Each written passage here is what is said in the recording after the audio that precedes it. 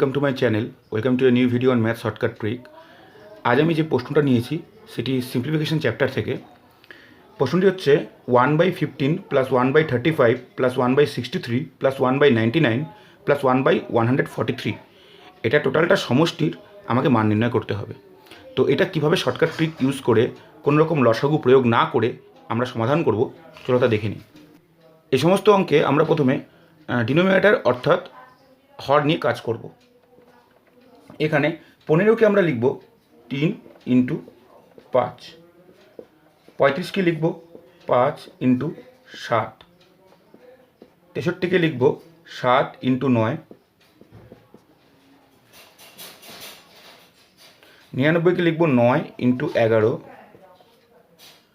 আর 143কে লিখব 11 ইন্টু 13। আমরা এখানে লক্ষ্য করলাম হরের যে দুটো করে সংখ্যা গুণ হয়ে আছে তাদের মধ্যবর্তী অন্তর হচ্ছে এখানে 2, এখানেও 2, এখানেও 2, এখানেও 2 এবং এখানেও 2।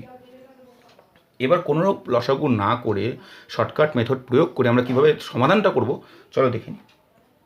এই যে 2 হলো, এই 2টাকে 1/2 আকারে এখানে লিখলাম, তারপরে একটা গুণ চিহ্ন দিলাম, তারপরে একটা ব্র্যাকেট দিলাম। তাহলে 1/2 গুণ চিহ্ন একটা ব্র্যাকেট, ব্র্যাকেটের মধ্যে আমরা এই যে এখানে 3 ছিল, প্রথম 3 সেটাকে 1/3 আকারে লিখব, একটা বিয়োগ চিহ্ন দিব। আর এখানে একটা 13 ছিল, শেষ 13।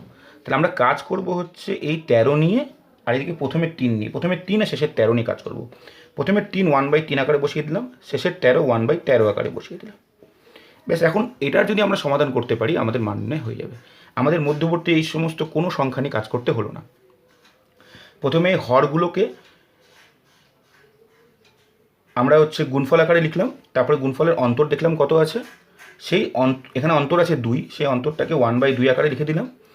আর এখানে প্রথম সংখ্যা 3 1/3 আকারে লিখলাম, এখানে শেষ সংখ্যা 13 1/13 আকারে লিখলাম। এখন এটা আমরা লসাগু করে সমাধান করবো, আমাদের অঙ্ক হয়ে যাবে। 3 আর 13 লসাগু 39। তাহলে এখানে পেলাম আমি 13, এখানে পেলাম আমি 3।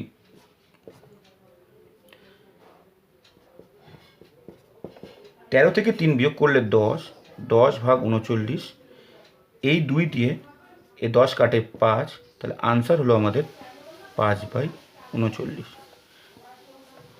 এই ধরনের অঙ্ক আমাদের লসাগু প্রয়োগ না করে সমাধান করতে হবে পরীক্ষা হলে, তাহলে তাড়াতাড়ি সমাধান হবে। আজ এই ভিডিওতে এই পর্যন্তই। Thanks for watching the video, till then by.